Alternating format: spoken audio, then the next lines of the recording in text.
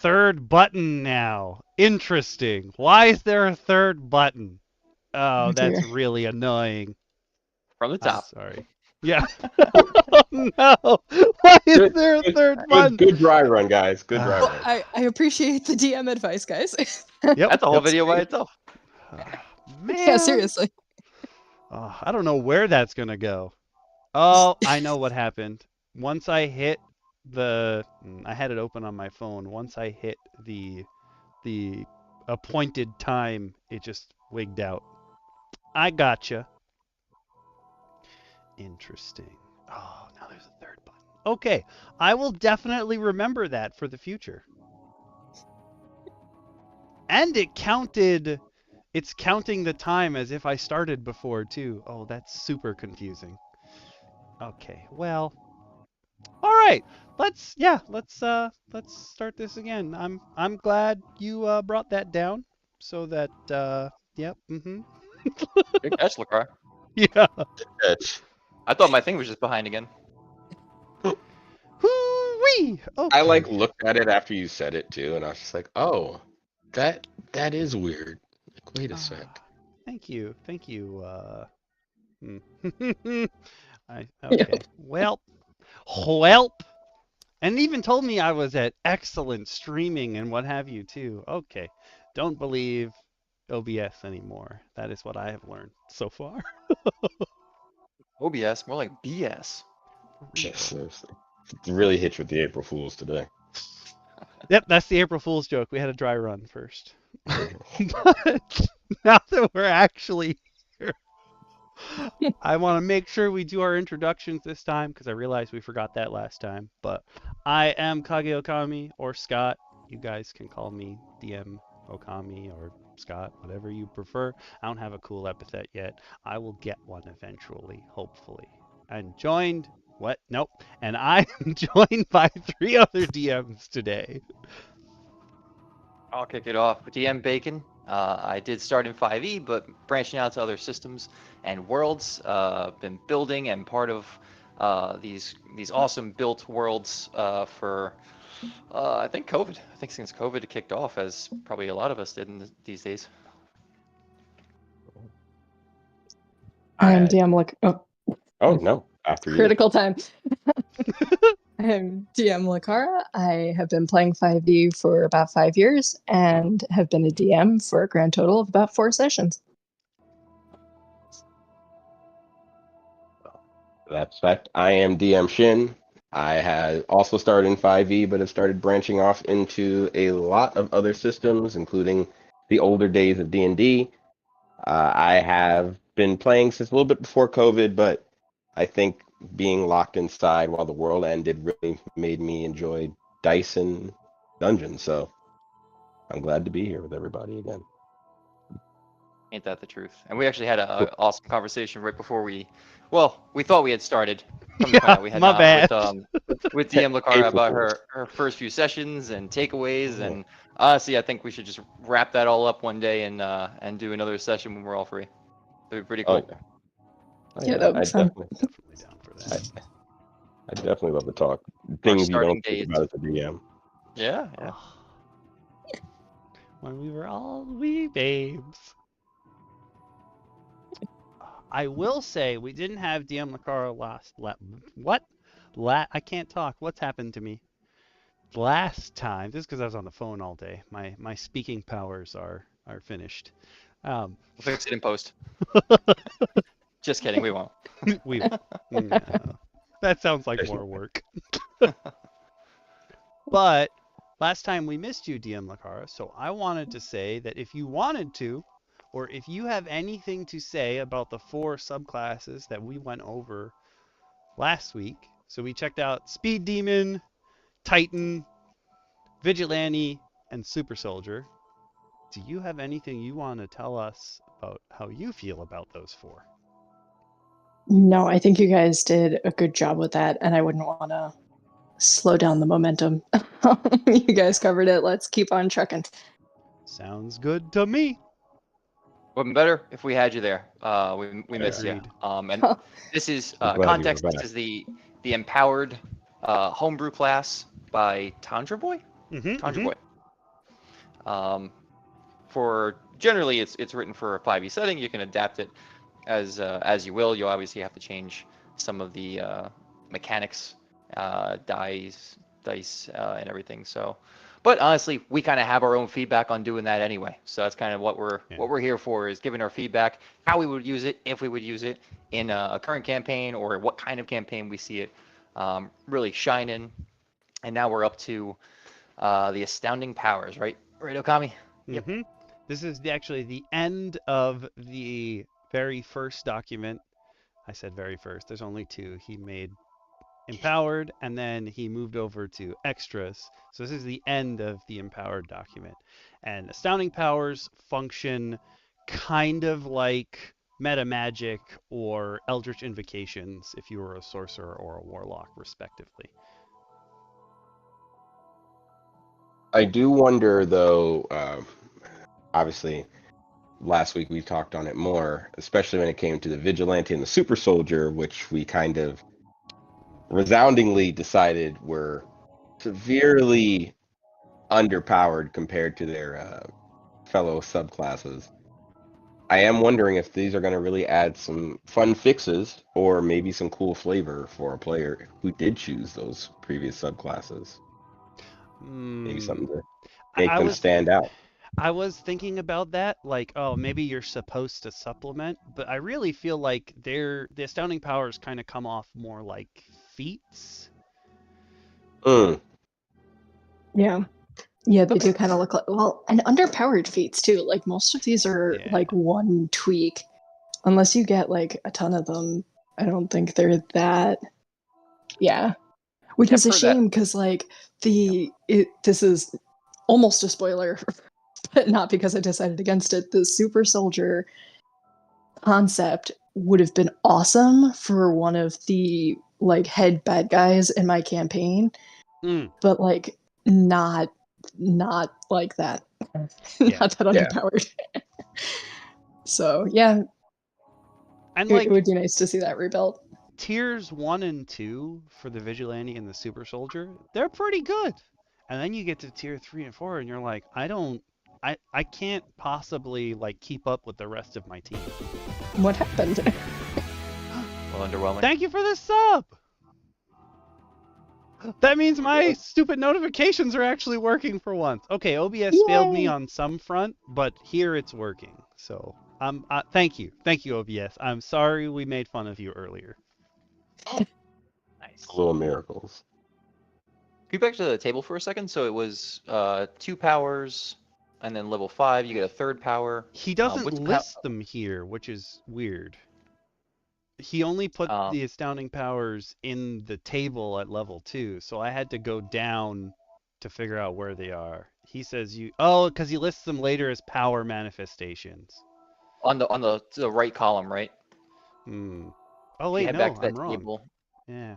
Yep, powers 1, 2, 3, 4 at level 9. Okay, it kind of goes with the tiers of, the general tiers of 5e. It's not that bad. So up to like 5 or 6 by the end. That gives me a general sense of like how many you can really have in stack. Super Soldier from the retirement home. Yeah, basically. He's tuckered out by the time you get to tier 3 and 4. Like, I've done enough soldiering. Old cat. Really leaning into the Captain America tropes there. No, I don't think I will. Yeah. You want to keep up with the rest of the Astounding Powers? I think I will. I also feel like a lot of the Astounding Powers, like I understand that the idea is that you're like a superhero and you're super buff and this is coming from your body, but a lot of these you could potentially turn into their own feats for other characters. Granted, as long as they're not like part of like your speed demon powers, you wouldn't normally have speed demon and stuff, but stuff like that. A lot of these you could just turn into really cool feats, or even like use them if you're working with your DM when you get there to be like, oh, something happened in the story. You have this power now. I like that idea. Like just the first two, like Aftershock, I'm thinking like a tough kind of monk archetype, like aquatic nature could be like a water genasi. That would be really cool. Oh, I didn't even think, like, just like you going and leveling up. You get no, that makes sense too. Yep. A story beat, yeah, absolutely. I mean, yeah, if you help the, the water tribe, they had this huge, crazy underwater adventure. They had to worry about, their breath and drowning and everything. And then what do they get for it? At least one of them should be blessed by the oracle of the the mermaids or what have you of their civilization. I like that. Great thinking. I also like aquatic nature specifically specifies you get speak with animals, but only to beasts that have a swim speed. And I understand that's limiting, but the idea that like this feeds into your character's lore. Like, hey, Yeah. I can only speak to fish. Like that's so cool. It's such good flavor built in. Yeah. And all I'm thinking is I would spend all of my time talking to otters. Step 1, find otters. Step 2, talk to otters. Step 3, profit. Yep. I don't know what's scarier, the idea of Marvel's actual Squirrel Girl or DM Lacara's new Otter woman powers, and are they effective on? There's too many questions just popped into my mind, and now I need this to be a character in a campaign. Hey, in maths, otters can be very formidable. They have opposable thumbs. That's true. That They is can use scary. tools.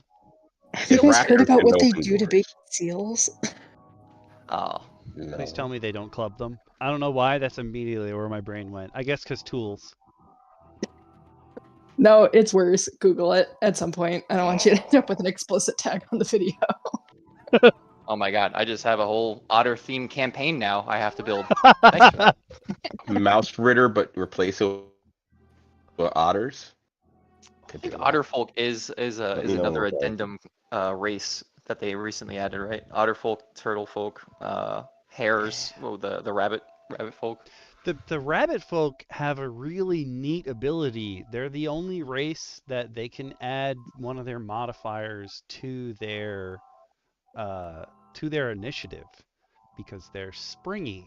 I was like, oh, that's kind of neat. That's a new way to bring like character race into the game. It's a cool way to do it too, though. Which is kind of backwards compared to where 5e sort of is going.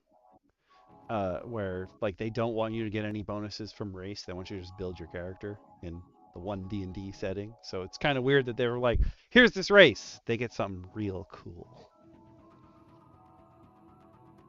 That is cool. Jumping back for a second. Outer space.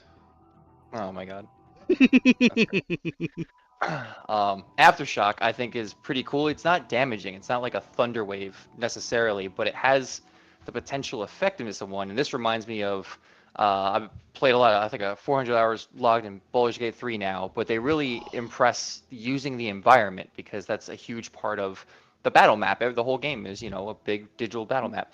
You get someone lined up or cornered against, this big crevice into the Underdark, and you have this huge thunderwave-ish like blast, and 3 of them get knocked into the crevice.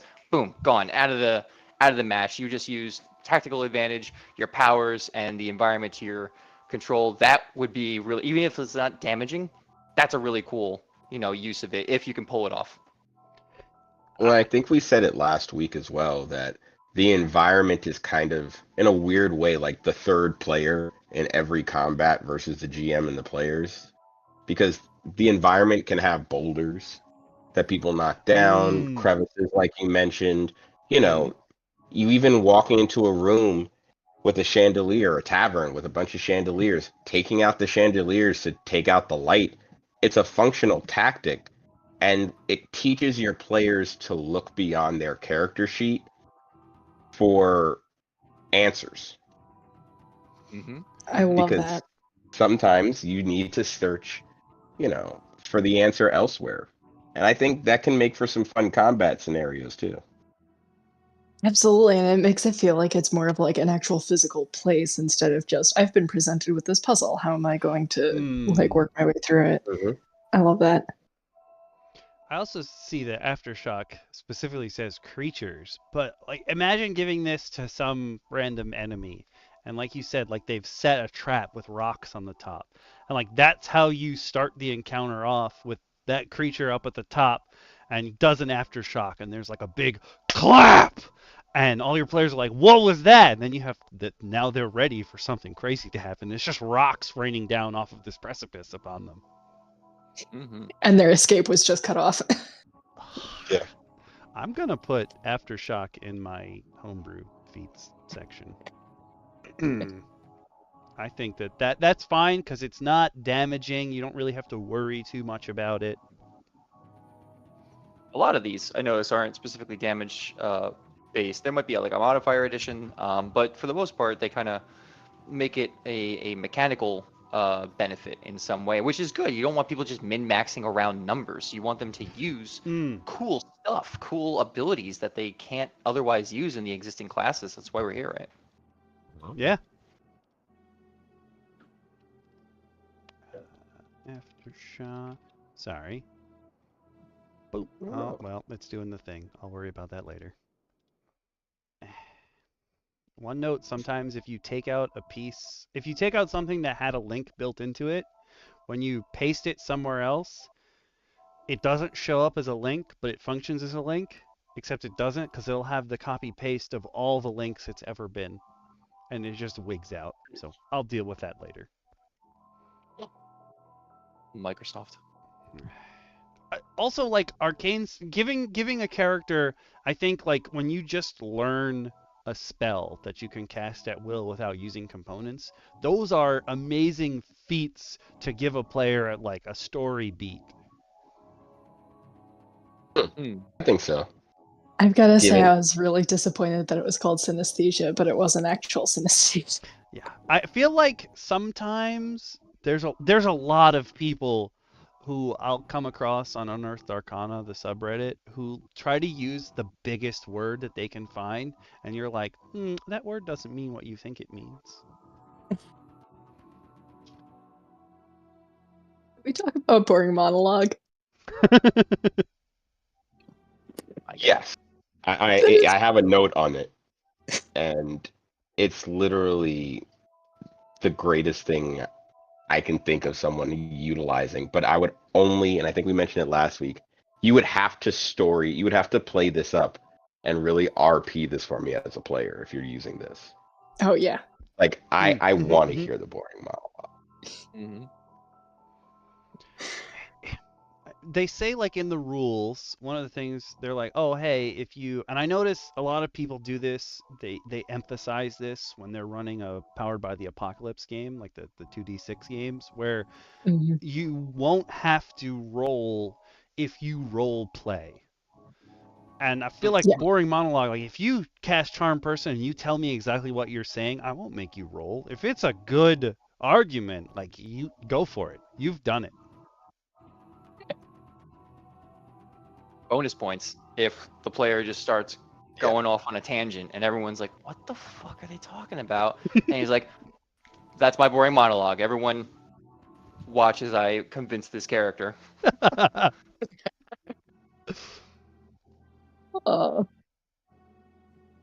it's so good. But that's also, I have a player right now who's brand new to 5e who came from Powered by the Apocalypse, and he's so disoriented by the differences between them. I feel so bad for him. I think Dungeon World is the one we play that's based on Powered by the Apocalypse. It's basically like triggers, right? Like you're kind of always reacting something. At least the version that we play. It is very different conceptually. It's not like you get a turn, you get an action, you get a bonus action, you get movement. Okay, your turn's over. It's like everyone's just kind of playing and more free for all off each other, which has its benefits and its downsides. For people who are 5e based, you're like, okay, did everyone get a turn? Is everyone done? Okay, it's back to my turn. Like they're kind of thinking too linearly. Whereas those systems kind of open it up to using the role play and like using each other's abilities. And as he kicks off of him, I run right under and try to do a leg sweep. And you try to work a little more fluidly with each other. I think. Yeah, it's different. I went back up to. I have a note for barehanded block, and I also have a note for boring monologue, and it's I understand that on some characters it would make sense if charisma was the spellcasting ability, but I feel like most of these characters they should use con for the special abilities that they have because that's what you're trying to build. And granted, you could roll well enough, or you could point by well enough, or you could work on building the character to have an even like 3 stats at the top. But I feel like the way that this character is built, these superpowers, they come from you. Like something happened to you to make you better as like a prime specimen. So I feel like it would make sense within this class for boring monologue to be con as the spellcasting ability instead of charisma. For other classes, totally understand it being charisma. Like that. It's already kind of multi primary stat anyway, because you need con for a bunch of things. Then strength is a lot of things are based on strength. Then if you're the speed demon or the vigilante, you need dex for either stealth or more movement. It's already like an overloaded attribute heavy class. So adding charisma onto any that would be one of the dump stats, or just a mid stat at 10. It would be a +0. You wouldn't feel great about failing that, or you wouldn't feel good about feeling it. So absolutely. Alternatively, I just realized if you just max con, then they're just a huge tank. Yeah. They have a ton of hit points. Boy. They have, they might have some bonuses to their AC. They might never fail a concentration saving throw, which maybe that's the class they went into. But usually people dump con because there's nothing. It might make them for a more naturally tanky character, which maybe actually plays into this class. I'm back and forth on it. I think though tanky characters are interesting from both a player and a DM stance because while you think to yourself, oh man, they're so bulky, they're hard to take out, as the game progresses, dangers go beyond getting hit with it, right, to kind of put it bluntly. That's and true, they start to deal with things that are maybe going to challenge other stats. I mean, granted, the idea of D&D is never to build a perfect character. You know what I mean? You should build the character that's perfect for you as a player. And that could be very interesting where they don't take that dump stat and maybe it's intelligence and all of a sudden they get hit with like a stupefy ray. You know what I mean? It gets to play, you get to play around with that kind of stuff as things go on. So I do though agree. Yeah. Oh yeah. I would also Mine say is make me roll multiple dice. I would say depending on how boring your PC role plays the boring monologue, I would subtract the charisma modifier. Oh, you're too good at this. Oh, I like that. That would be interesting. I like that. For barehanded block, I think that would be if you had a barbarian in a game and whatever their story beat, like their big enemy, and they happen to survive a blow from their big enemy, I would probably give them barehanded block after that. That would be awesome. I could see that. I also feel like barehanded block is one of the, like that one specifically is meant to be given to the super soldier. That's if he's not using weapons unarmed. True. Of Titan a little more, but like a Titan barbarian type character for sure.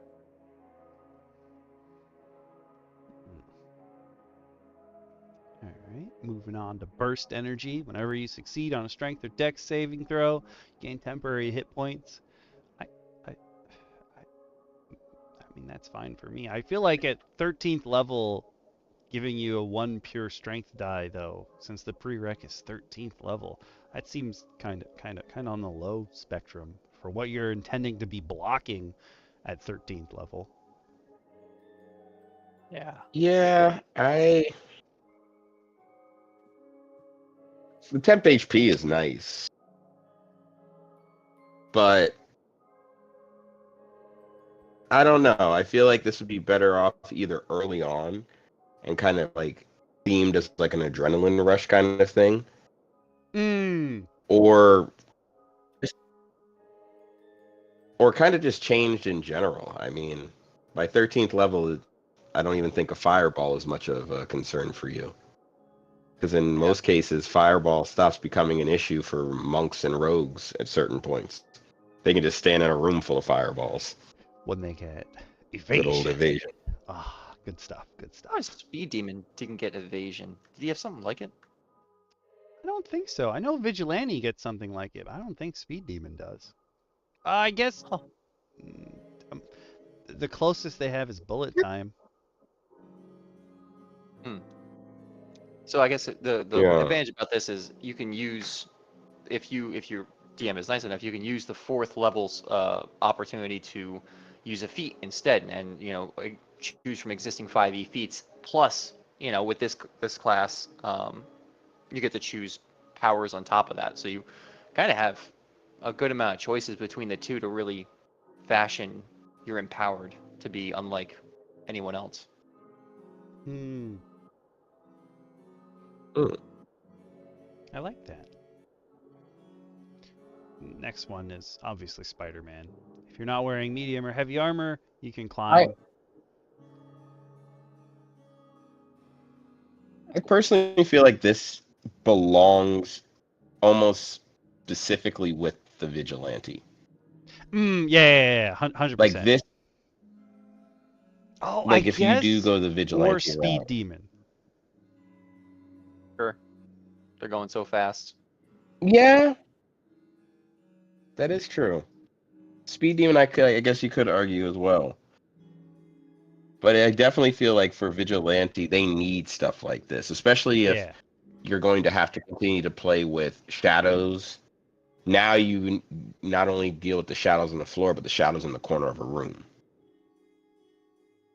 So that can actually open up some cool, interesting ways to play a character. We had mentioned before, like they have to be directly in front of you. Well, now they can be. You're just up in the corner of the roof, the corner of the ceiling, versus standing directly in front of them. So it might add, that might be one of the things that helps a vigilante player not feel outclassed. Outside of them, though, most of the others are like very melee, like range heavy. It was either punching something or Hmm. the super soldier using a weapon. The vigilante does have probably has some amount of range, even though his whole thing is sneaking up on people and putting their hand around their mouth so they can't spell themselves away or cast something on them. The I guess the conduit, was that the elemental guy? Yep.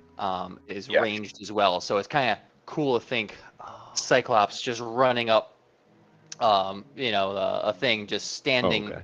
off the side of the building and then raining down hellfire on with his beams on everyone. It doesn't make much sense thematically with that particular character, maybe not, but with the vigilante and maybe the conduit, I could see it. Next up is That Clothesline. imagery that you just painted for me is beautiful. Oh, yeah. I didn't even think of the conduit like up in the corner. Just, hey, and then I started blasting. Until they just get to fly, right? Because eventually, Yep. if you're going to become an elemental Yeah. powerhouse, you're just one to float through the air, Yeah. big electrical or ice or firestorm that you are. Shin was like, fighting shadows up in the top corner of a room, and I'm like, well, I'm not sleeping tonight. I apologize for the nightmares. It's all right. It'll be a nice change of pace.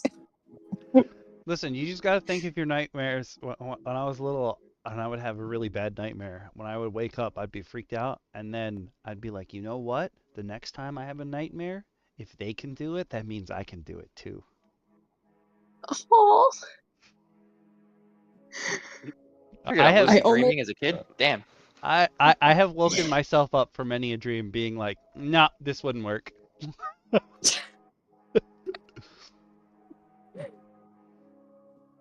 Sometimes, and if you're, I mean, you could do. I'm trying to think of what would be bludgeoning. I guess they use frost, fire, and lightning, but I mean, I guess technically you could flavor it as your water, and then it would be bludgeoning. Just you'd be Crying Man from Hero Inside. That is literally his power. He gets sad and then he cries on people, and it's powerful. The sadder he is. Earth is often we were talking about Toph before. Toph or a Boomy type character. I could definitely see some bludgeoning action in there. You can even flavor it air, just like you kind of that have makes sense almost too. like a That would natural definitely air be blast. bludgeoning. Concussive air force, yeah, absolutely. Yeah. That would be Tenzin. Actually, I don't. I don't have a stick up my butt. We were talking before about how a lot of these are based on pure strength, not to be confused with the trait pure strength. But like clothesline is one of those. Like if somebody misses an attack, you just shove them back, which I guess it knocks them out of range. But I feel like the functional usage of that is so small because you're only knocking them back unless you're right next to a cliff. And I guess technically you can shove them in any direction. Like if they try to shove you off the cliff and then you react by shoving them off, like I feel like it's the only time that actually would come into play. Or shoving them prone, but then making them use half their movement to get up if they've already used their movement. But if they just started their turn, they'll just use half their movement. I agree. I think this is very, very situational and not 13th level. Yeah. Level. Again, this is the kind of thing that for something like Powered by the Apocalypse, where you could have someone be like, I shove them towards this person and that person beats them up some more. Like that would be more powerful. Yeah. Would be in 5e, really. Yeah, no, especially like you said, in the turn-based nature of 5e, there's too many opportunities there's too much setup necessary to make sure that the enemy doesn't have an opportunity to just get away from everything you've just done. And there's too few times in which a player will really get to use this. And I also think for some of the other subclasses, it's less necessary. Again, I don't think a conduit's really worried about shoving somebody when they can turn them to mush. And it's a reaction. Like they're trying to use more reactions more in general. If you spend your reaction trying to shove someone, succeed or fail, now they try to run away from you, and you can either sentinel or do like some just opportunity attack or something. You can't. You just use it on trying to shove them, and it did basically nothing. I will say, if you got rid of clothesline entirely and made it Super Soldier's offensive parry, I think that might make more sense. Where the way it's written, it's supposed to be if someone swings at you, you can use your reaction to swing at them first, and if you connect, you stop their action. I think that makes more meaningful. sense. Yeah. Courage, I feel think like we're all looking for ways to Titans. Like that one's for Titans.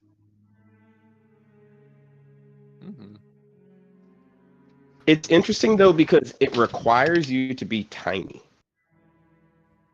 You're correct. So yeah. How?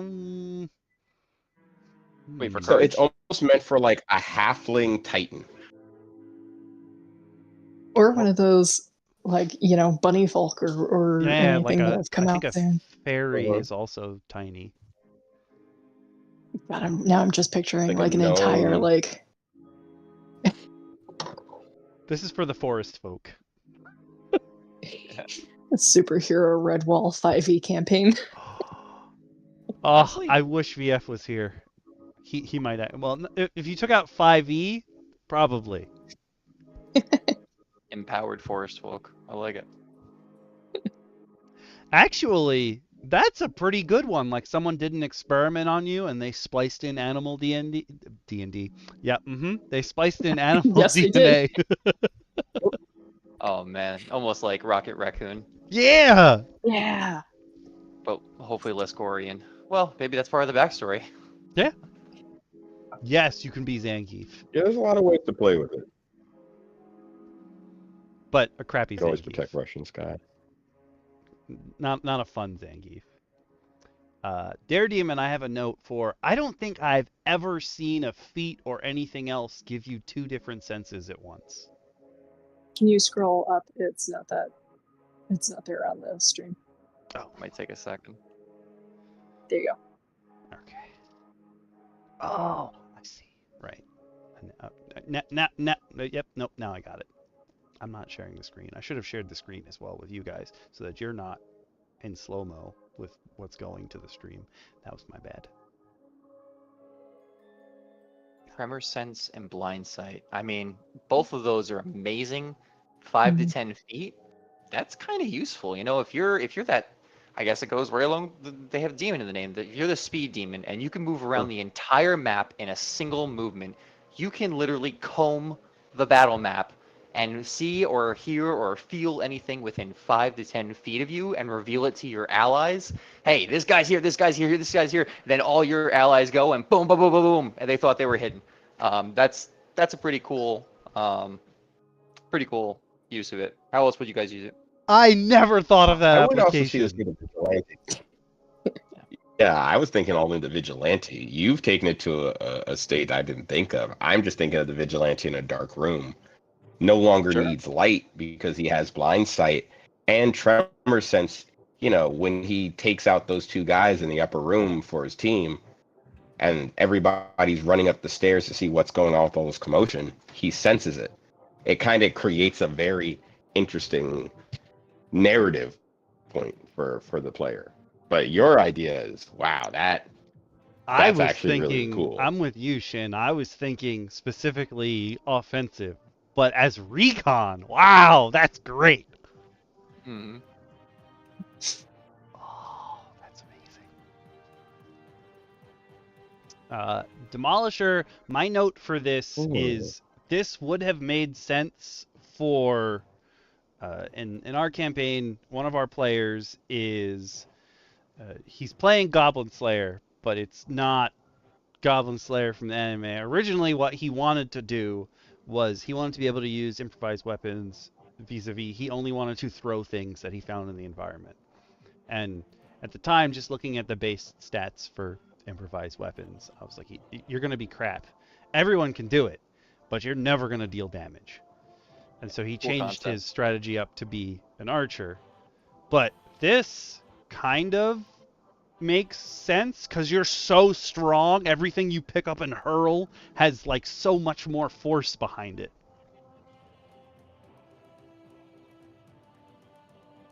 Or you throw with such finesse.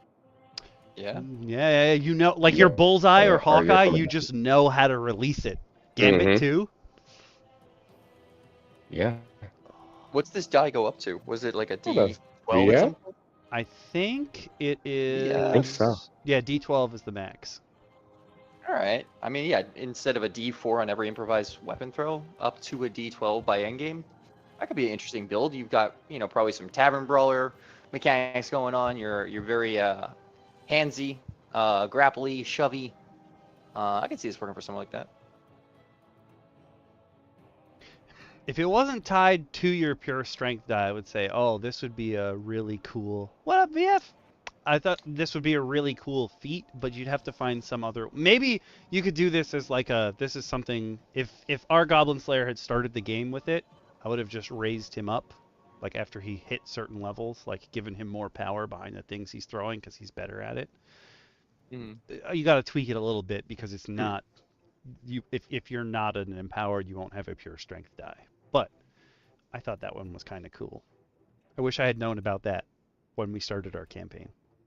Now, would you as a DM make them pass a perception check to really see what's around? Or is there always, you know, a stone that's nearby? If they pull out a ball bearing from a whole bag, is that enough? Like, where does the improvised weapon start in the end? Oh, that's a good question. I feel like this is one of those situations where I think it was Deficient Master, maybe? And a bunch of other people, I kept seeing a whole bunch of related videos where people were like, oh, I intentionally described the areas my players are going into vague so that they ask me what else is in there. And granted, there are plenty of situations where you won't be able to rely on your players asking those kinds of like discernment questions. But I feel like that's definitely a they have to ask me what's in the room to pick up. Or like tear apart. Yeah. There's a desk over there, but you know it's still assembled. Not anymore. Nope. Run over there, rip a leg off, and chuck it.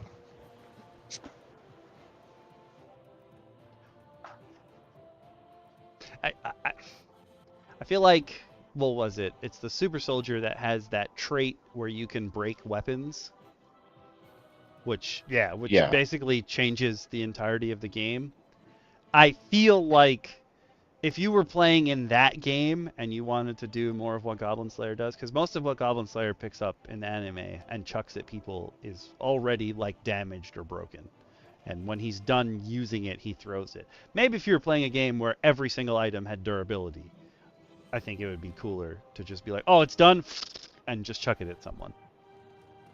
Well, even disarming a gunned armman, like an armed gunman, they just, they break the barrel and they just chuck the rest of the gun at somebody else in the room as like a secondary attack. That could be fun. That could be fun for a player to play out. It kind of really gives them almost like a John Woo film, like like super martial arts-esque feeling to their character.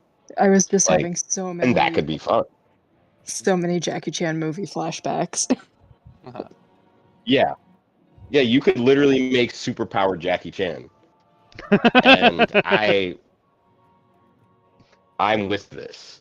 100%. I support you. Yeah, you could totally make a character that like their whole thing, they're actually trying to be like a pacifist, like a monk type, but their thing when they fight is taking other people's weapons and breaking them and then hitting them with them. That's fun.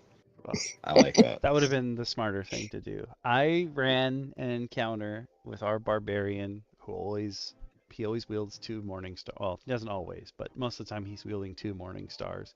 I had him fighting a creature that could disarm every turn.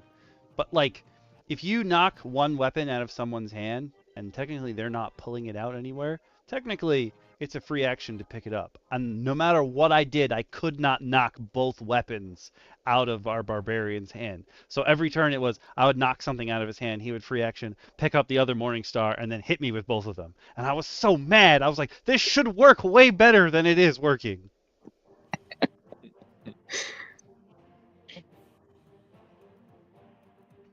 Speaking of being able to add your modifiers to your initiative rolls, Destiny's kind of cool. I would also give that to, I would say that a barbarian or maybe even a fighter or a ranger if they're going strength instead of dex. I would give that to them as a feat if there was a story beat or something that made it make sense. I hate that it's called Destiny though. I don't know why. Well, I think in this case too, though, a Titan would love this. I mean, a faster initiative Titan is a scary thing, especially when we look at their stuff. But also the Super Soldier, I think for them it's more of Destiny. I think they're really trying to play off of the heroic strength aspect with the title Destiny. That's the way I kind of took it. Where it's kind of like, it's your debt to do this. Makes me think of Hercules running into the Hydra. It's like, he I has to do gotcha. it. He just goes barreling in because it's all he can do. Yeah. Elasticity, I would let a... Oh no, what kind of monk is Probin? I should know this. Astral Self. Astral Self monk having this would be so cool! Yeah, but they already have a range of 10 feet. I know, then you just add 5 more feet. It's like they stretch just a little bit further. Interesting. But other than that, I don't know if I would. But I do like though that they're stretching themselves to do it, where it's not like it's something like metaphysical, like it's their physical self literally stretching. So that could be kind of cool, almost like an Elastic Man kind of deal. Is it? No. I saw, for some reason, a comic popped up today where it was like DC characters, older DC characters, like flirting, and Elongated Man, he literally stretches and puts his head like right above his feet, and he's like, "I'm head over heels for you, baby." And I was like, "Okay, that's pretty good. I'm not gonna lie." I was in the car with my husband, and our daughter was in the back, and she wanted me to hold her hand, and I'd been holding it for like half an hour, and my shoulder was killing me, and I was like, all of a sudden it just came to me. I'm like, this is why Mrs. Incredible is Elastigirl. There's so many reasons. It's like that and the vacuuming. Application. Yeah. Makes a lot of sense. The next ability, fan club. What do you think? What do you think? I thought of the adoring fan. I thought of the adoring fan. If you've ever played the Elder Scrolls games, Elder Scrolls 4 Oblivion, he's a meme as well. But you literally, if you became the champion of the arena in that game, you would get this NPC that literally just ran behind you and just ugliest thing. Google it when you get the chance. Ugliest thing in the world. Just fled behind you and was like, "I'm your biggest fan." And when I saw a fan club, I was just like, "Oh man, you could literally have Swifties follow you just into battle." That's a reference too. You become professional. I think I'm gonna have to change when I make the video. Obviously, I'm gonna have to put in the descriptions #Swifties. And I just want Swifties to come here and be like, "What is this?" I like the random. Who is summoned us? I think fan club would be better if the DC for it dropped as you leveled up. Yeah, 5%, and the DM has to roll it on every single NPC they meet. Yeah. That's a lot of work. I would probably, if a player took this, I would probably just have pre-plotted out fans in the world. Maybe they have some backstory. Maybe they grew up with them as a kid. Maybe they're following in their footsteps, or they just heard about them from far away. I wouldn't roll every single NPC. I'd probably have a couple, and then when the opportunity presents itself in a certain situation, yeah, that fan's gonna come right up. I'm not worried about rolling for it and having a 5% chance of it succeeding. Chances are it's almost never gonna succeed, and this was a useless power. Yeah, like you wasted that. I want them to feel. Definitely wasted that ability. Yeah. From what you just said, the campaign that I played with one of my sweet mates friends, my character had the folk hero background, and like kids recognized me in that world when I put on like a domino mask, and I had my character's special thing was I had a ball bearing that functioned like a bouncy ball, but it was sort of like ensorcelled, so I could ricochet it off anything. And the way that he did it, it was like sometimes there are kids in town that just know of you and your exploits, and they help you distract people, because even though I was a hero in air quotes, really what I was doing was distracting people with a bouncy ball so I could steal from their houses. Okay, bullseye. Just ricocheting staplers off of freaking walls. I like Keep it. it classy. No. Next up is fixation.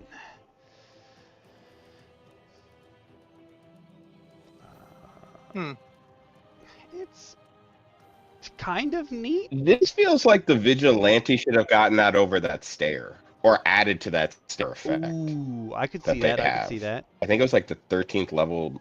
I was just thinking maybe Like, this is something I would have added to them. for the audio only listeners who have this on in the background, maybe we'll give the spirit of it. So this one, you fixate your willful intent on a creature you see within 30 feet as a bonus action, and then for 1 minute, as long as you don't damage them, you have resistance against bludgeoning, slashing, and piercing from that target. Once you use the power, you can't use it again until a short rest is good, short or long. So every short rest, bonus action, 30 feet, and they bludgeoning, slashing, piercing resistance. I mean, that extends to magical too. I would assume it's not just non-magical. That could be very powerful against the right enemy. I feel like this is the almost natural antithesis to, I can't remember what supplement they added it in or what it was from, but they were like, oh, you know, if you have your enemy creatures collect blood from your players, then the weapons that they make, there's a special name for these weapons, but I forgot what they are. I think they existed in previous editions of D&D as well. But the weapons that are made with your character's blood have advantage when they swing at your characters. Okay. This feels to me like a suitably creepier version of Compelled Duel. Oh. Yeah, not so much the mechanic, but just that like concept. I'm gonna bring up Compelled Duel. That's an interesting look at it. Yeah. No, you're right. I think I misread it. You don't damage creatures other than the target. So you're just staring at them for a minute. I mean, that's very Like that powerful. background. You just Bombastic side eye. let me solo her. Yeah, basically.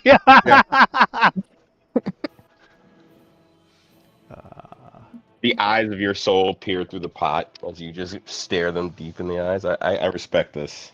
I didn't know Compelled Duel was a first level spell. I always thought it was higher than that. Wow. That's great. If you want to take one guy out of the game, be like, come here, come here, come here. Nope, don't look over there. Come here.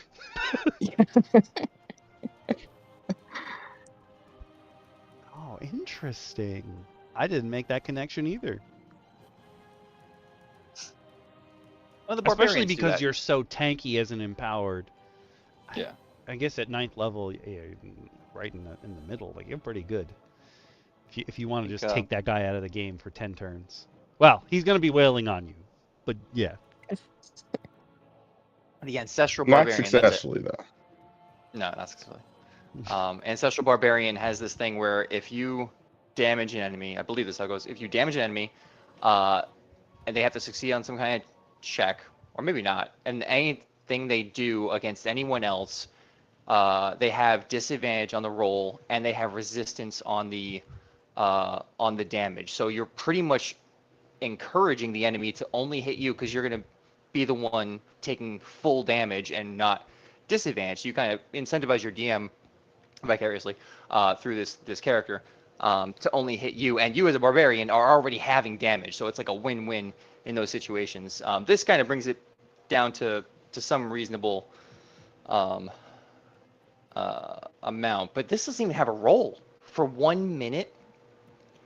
Jeez, this is pretty crazy actually. Once per short rest, a whole minute of resistance against one big melee. Not even melee. They could be if they're doing piercing damage, they could be an archer. They could be the sniper, and you're just trying to run up on them, and you want to not have to worry about taking, being downed in the pot shots running up to him, while he's only worried about you because you are a juggernaut coming at him full force, and he's not going to, aim at anyone else. I think this has a lot of utility. I like this. Yeah. Imagine the enemies using this on your players. Like, that's all I'm thinking about. Like, oh, not necessarily the big bad evil guy, but just like someone big and tough being like, no, that barbarian will not be a problem for my army. There is one guy who just locks eyes. Yeah, the one thing I would say to balance this is that I feel like it should be concentration. Oh, Just because, like, if you're taking a beating from other bad guys for that minute, like, I feel like you should still be making saving throws to keep the fixation. Like, you only run the concentration check if it's not the guy you're fixated on. Yeah, exactly. I got you. That makes sense. Yeah, and maybe if it's broken that way, it doesn't count as having used it. Like, you can reestablish it for the rest of the duration, but you have to wait until your turn again. Just so that it's not like totally lost. That does say boring monologue. That's funny.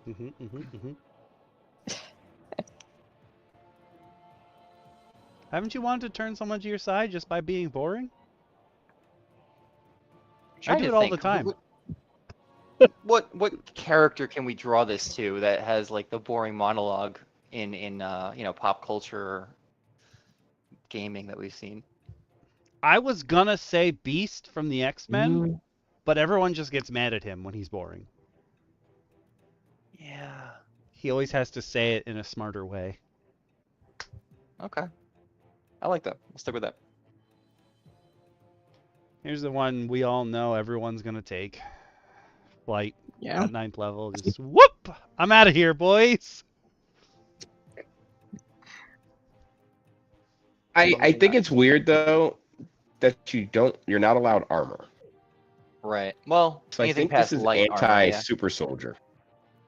Yeah. Oh. I do like that he prompts you for flavor on this one, because a lot of the time they don't. They're just like, "No, you fly," but I want to know how you're flying. What is producing the force to get you off the ground? Mm-hmm. Sure. Yeah, Thor flies, but he uses it by, whipping his hammer around and using the momentum of this amazing artifact. Maybe you have something like that going on, or it just comes out of your feet. Don't allow that. I like the just randomly growing There's a lot wings. of cool ways. Wings, sure. Yeah. That was my favorite part of playing an Asmar. Okay. Next up, we have Frost Breath.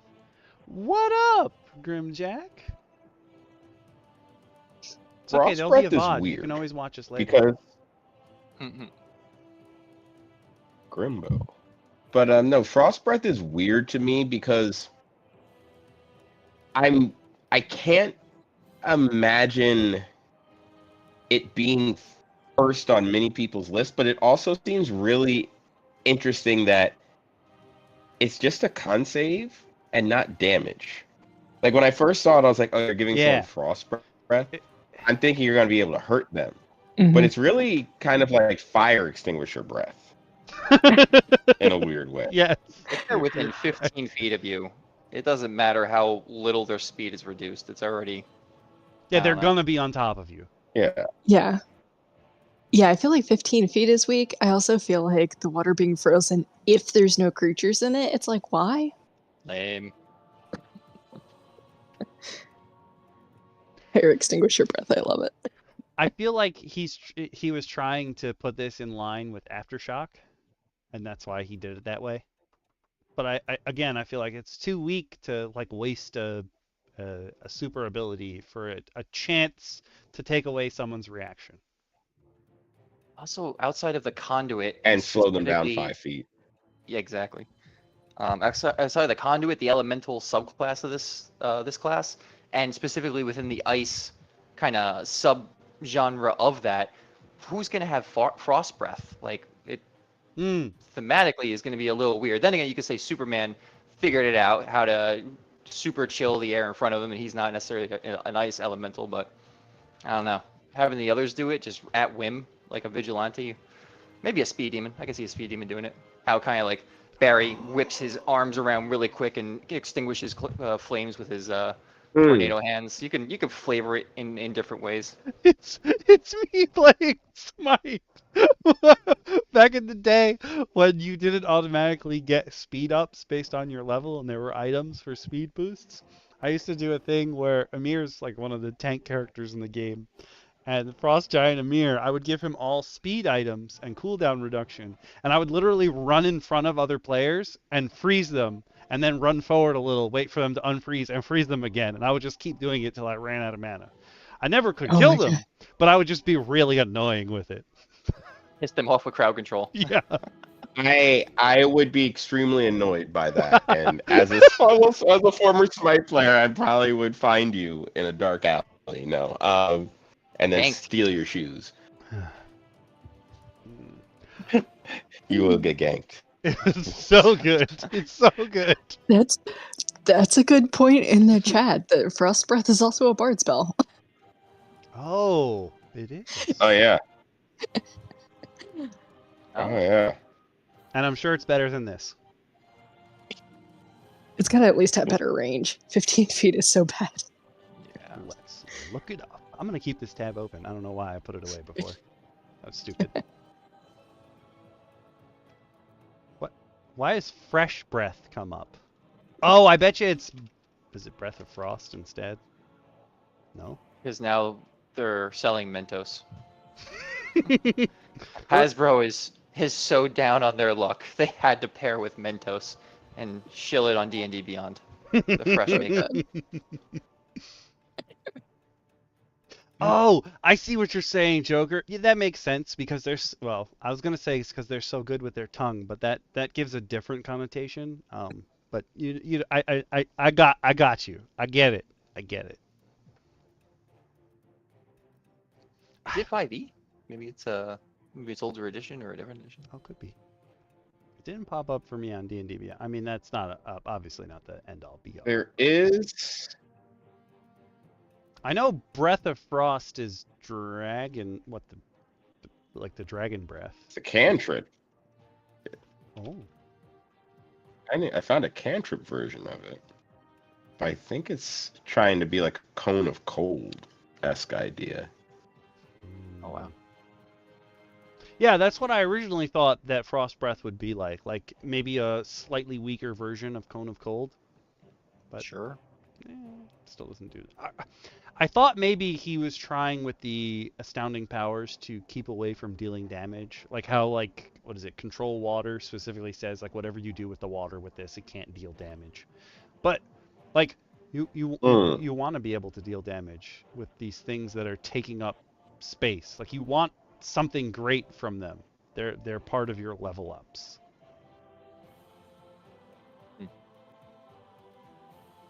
All right. And Yeah. the last one on the first sheet. Healing factor. You're Wolverine, Deadpool. Regain 1d6 hit points every 10 minutes, providing you have at least one hit point. If you lose a body part, the missing part will regrow to full functionality after 1d6 plus 1 days, as long as you have one hit point the whole time. Huh. Yeah, Deadpool Wolverine, for sure. I like that this is as weak as it is. Like, if it was 1d6 hit points per round, I feel like that's too much. But 1d6 every 10 minutes is like, you have to wait after battle to actually heal up. It's like a free short rest almost, or an overpowered short rest in terms of healing. You probably use a lot less hit dice. That's, in an hour, 66 hit points, so that's pretty decent. I'd take this, absolutely. This is probably one of my top choices. If I get up to 5, For sure. absolutely, I'd take this. And you get to... they usually say, like, one of the issues we have in our campaign is that I broke an NPC's leg, like, in session 7 or whatever. And you can make someone's limbs regrow. You can heal a wound, but technically none of the spells say they can reset your bones. So, in, like, sage advice, they're like, don't break people's bones. Because it's like a loophole in the way we wrote the spells. And I was like, I know.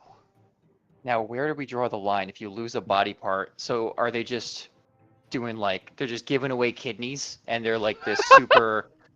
you know, altruistic being that they're just going to regrow a new kidney in a couple of days anyway. So it kind of changes what you can do with their person in this world.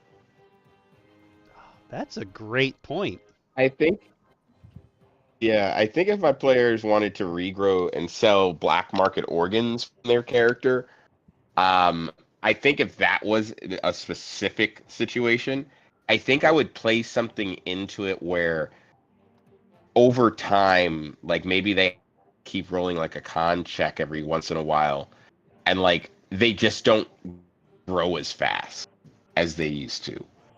And you kind of take like a debuff to it to kind of incentivize, like, maybe that's a story point, and maybe, you know, playing around with it a little bit, because I think that could be, I mean, if a player really wants to become an organ farm, that's cool, but I think that would be an interesting kind of, not debuff, but like fun thing for the player to play around with if that was their goal. Like, they kept lopping off, letting their arms get lopped off, and maybe they just don't grow as fast. You know what I mean? They'll still grow. I'm not taking the power away from them, but it just won't grow quite as fast as it used to.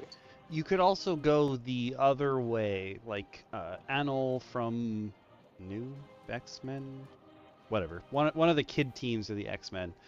His power is that he's got reptilian regrowth, and every time a piece of his body comes off, when it regrows with scales, and it's bigger and more monstrous. And all the rest of his team are like, why don't we just cut off all your limbs and like cut a hole in your back so you can grow a tail and you'll be a full monster.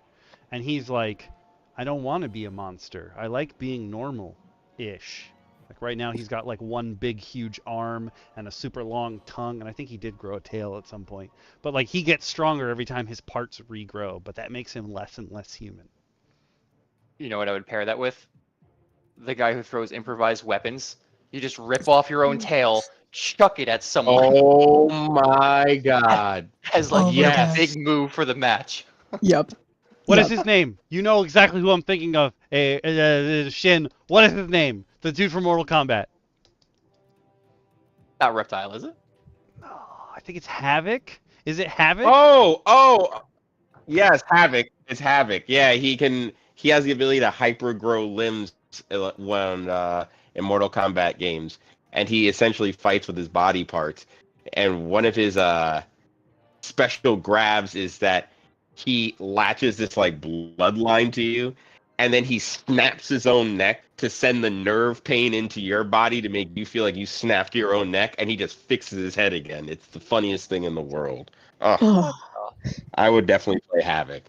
It's quite gruesome, but when you're playing a match against your friends and you proceed to use a move that just yanks your arm out of its socket and turns it into a 3-hit club, it's pretty funny. It's pretty funny. I was thinking thematically, if you multi-class with a warlock, something where you graft your lost limbs onto the people that you conquer in battle, and they become like other like warlocks under your patron. Oh my god. Against That's a whole campaign right there. That's the BVEG. A reverse Margit. Yeah. Taking limbs. Oh, reverse Margit! Oh! Yeah, no, I have to fight that. I have to fight this. This is... Oh, man! You just Put me blew in all the ring. 3 of our DM minds. New campaigns right now! Yeah, there's so many ways to break this. It's a healing factor. It's meant to just, recover some health. And here we are, like, taking off their own limbs, beating people with it, throwing across the area, grafting it onto the minions. This is awesome. Amazing. Amazing. I feel like Immortal Spirit. That takes a sword now. I understand Immortal Spirit, like they're going for sort of like the heart of Sholau, like Iron Fist. But I feel like this is sort of based off of Gold Dragons and how they can like chill, make their own universes and dreams and stuff. But basically, when you dream or meditate, you can access the memories of empowered beings that came before you. So it's only other empowered. But like we said at the beginning, if you're the only empowered in the game through whatever accident caused you, you probably aren't going to take this. But when you take a nap, the DM rolls a d20, and then you can have vague symbols or you can have crucial information gifted to you from those that came before. So it's kind of like Path of the Ancestral Barbarians augury. Augury, it made me think of, or like the Avatar state, right? Like when when Aang goes, he has to harken back to the other avatars and what they did in these situations. That's or the shared memories of the Bene Gesserit. Ooh. Yes. You said the thing. Yes. But I almost feel though that Later, Joker. as a takeable feat, peace. I would kind of just give it to a certain character. Like, Yeah. I almost feel like I would just give them this as a story beat versus forcing them to have to pick this. Sure. Oh yeah, actually I do that all the time. In my current campaign, there's almost no dragons in Ravnica, and there's this one dragonborn. I didn't clock that at the beginning of the game, but there's one dragon in in Ravnica, and he's a random dragonborn. So I have to like kind of give him these visions of other dragons throughout the continent that are still in hiding, or or refugees from Niv Mizzet, the big bad. In this particular campaign. So yeah, exactly. Giving them like cool visions just to kind of guide their thoughts, or not feel so alone, and they're emboldened by their past, their heritage, their ancestry. I think that could be fun. I think that's a lot of fun to play with. And I think, but like I said, I just wouldn't lock this to something you have to take. I would be very willing to just throw this at somebody because I felt like they could handle, the story beats. Yeah. I agree wholeheartedly. I wouldn't. If one of my players was like, I'm taking this as my power, I'd just be like, don't write that down.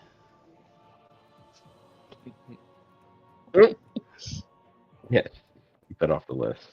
You've got it. The movable object is kind of like Dwarven Plate's ability, where if someone tries to move you, you just choose not to move. But this one is for a minute, and you have to concentrate on it as if it's a spell. Nothing can move you. But you also need to take a nap before it happens again.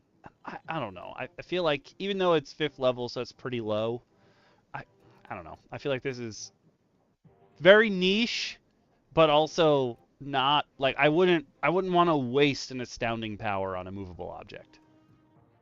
It might be better for that Titan class, right? Because they can grow in size, so they can become large. They can shield people with like full cover behind them, and now all of a sudden the enemies can't get through them if they're blocking a small enough area.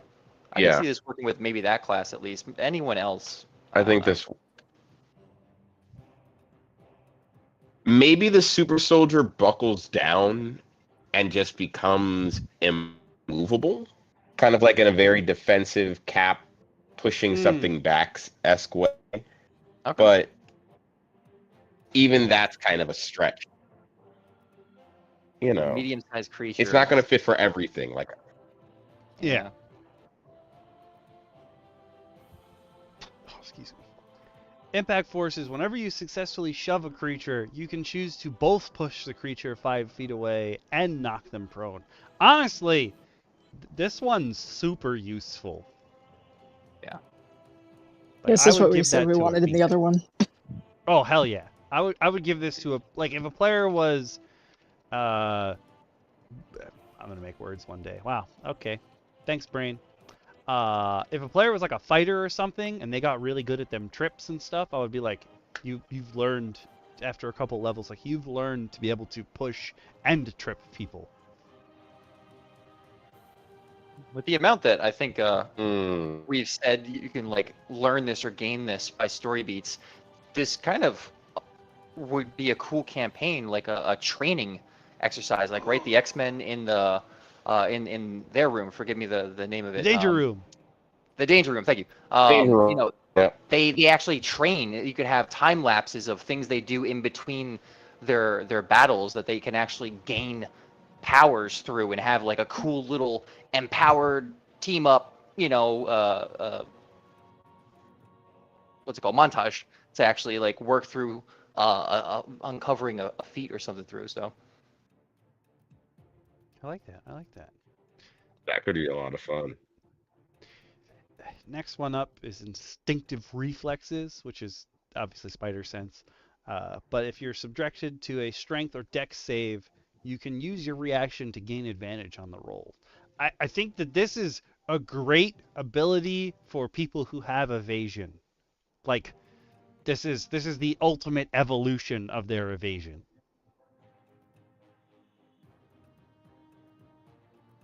Do not give this to rogues. They've got enough. Nothing will hit them. They don't need this. They don't need this. I also feel like Reaction to this is gain one advantage. Yeah. that should probably. I was thinking Vigilante, but obviously Speed Demon also makes sense. Oh yeah. Zoop zoop. Oh. Spidey senses. Intangibility. You could be your own Kitty Pryde. Or what? No. What? Sorry, Kate Pryde now. She's older. Or Shadowcat. You can walk through objects, but you only get one turn of it. So it's like This one's just fun. what is the spell? There's a spell for this. It's not called intangibility, but it does basically the same thing. Oh, yeah, you go like, to, like, gaseous the- form. Yep, that's one of them. Like you go to the ethereal realm Yeah. of existence, and you can move around between them and reappear in the Etherealness. material realm. Etherealness, yeah. This is kind of cool. It almost kind of reminds me of, in a weird way, like, and again, this would be a very deep cut, so like a very specific thing for a player to do. But I think of The Legend of Zelda on the 3DS had a link between it had the Link Between Worlds, A Link to the Past sequel, I think it was called, Link Between Worlds, and he became a flattened object. If a player wanted to say like, oh, I paint myself into the wall and like become graffiti or something like that because that's their power set, I think that could be a really fun thing for a player to use this ability for. It's like you're not walking into the wall, you're passing through because you're now 2D. I feel like that could be fun. What up, Paper Evil? Mario. I love that. Just brought a lot of that memory of that game. I like that. Oh, what's evil? Keen vision, you can see up to 1 mile away with no difficulty. Able to discern even fine details if something is 100 feet away from you. I actually have items in my game that do this, so sorry guys, you don't have the superpower of keen vision. A mile. I mean, what can you do at a mile anyway? You're gonna shoot him with your laser beams and have disadvantage? Even then, like things You're right. arc. Like things can't go on forever, even if it is like cool magical shit. Like after a certain distance. Yeah, but you could like pick out an ambush or something, or figure out how big a force is. Doesn't work. Scout. Yeah, it's probably better for Scout. Absolutely right. I mean, the next one is laser eyes. You can cast firebolt from your eyes using con. Why not? I It's do inevitable. like that. Even though I they're saying you appreciate can that use it's firebolt, you can choose fire or radiant. I'm like, so Oh. radiant bolt. Oh yeah, I always choose Radiant. Fire's like one of the It's most optic blast. resistant types. Radiant's one of the least resistant types. That alone is huge. I would also say, just based on that ability and like what the conduit can do, I would also say you could retitle it Frostbolt or Lightning. Well, not Lightning Bolt, obviously, it's a different spell, but yeah. Mm-hmm.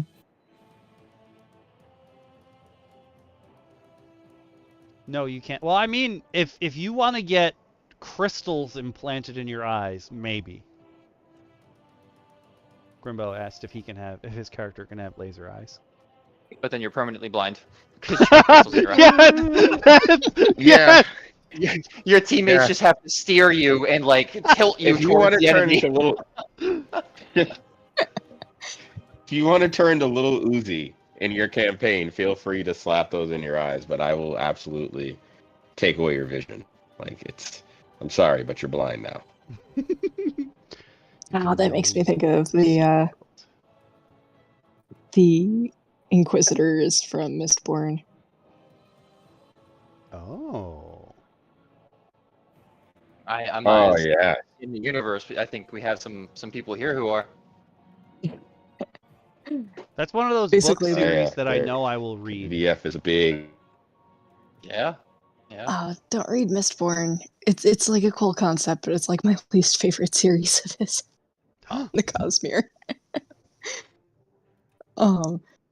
But yeah, basically for anyone that's not familiar with it, they're these horrifying like Gestapo kind of force that have just metal balls for eyes. They can still see actually, but they just have these like steel spheres for eyeballs, and they're horrifying and almost immortal. Oh. F. Everyone's worst nightmare. Yeah. Why the god of balance takes away your sight but gives you lasers that you can't control unless someone else is moving your head? I mean, I guess that's balanced. I guess.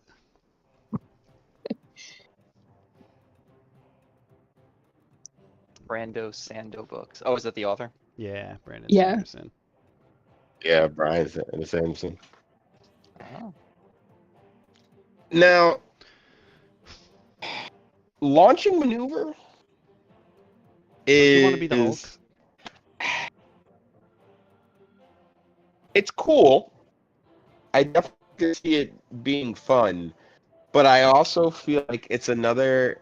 It's one of those things that I would give as a story reward Yeah. versus making them have to choose this.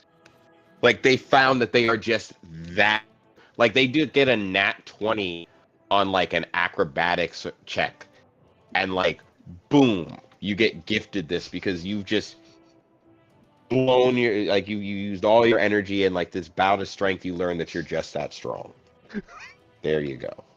I wouldn't force them to take the ability to jump. I can understand it, but I wouldn't force them to take the ability to jump.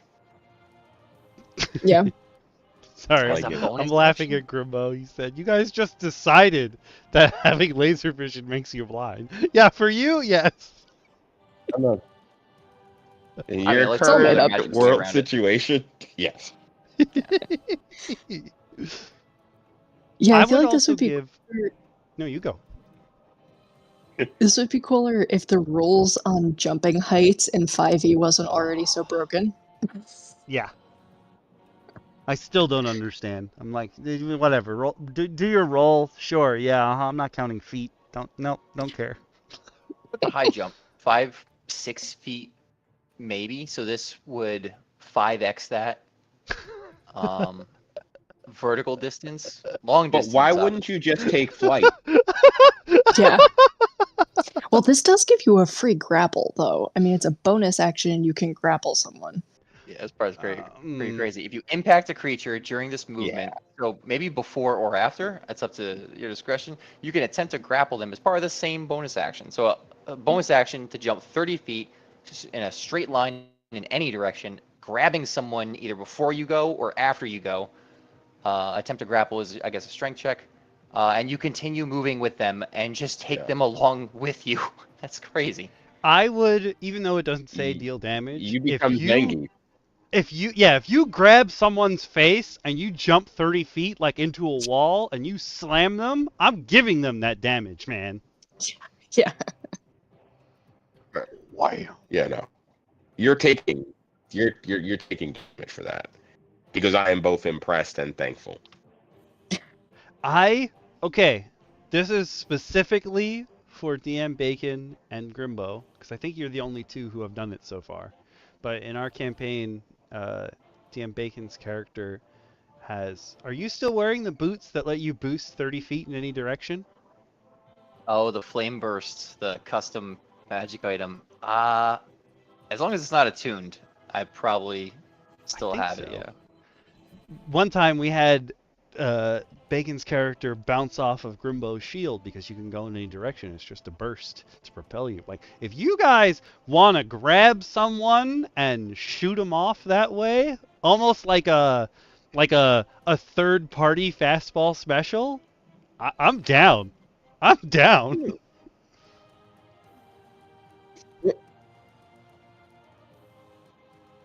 Yeah, 30's crazy.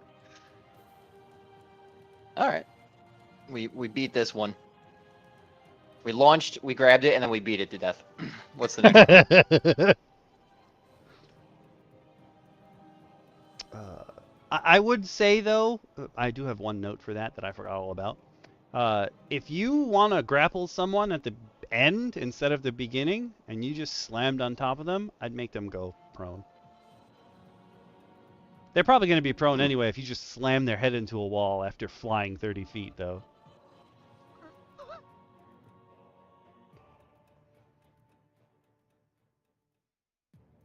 At least severely hurt.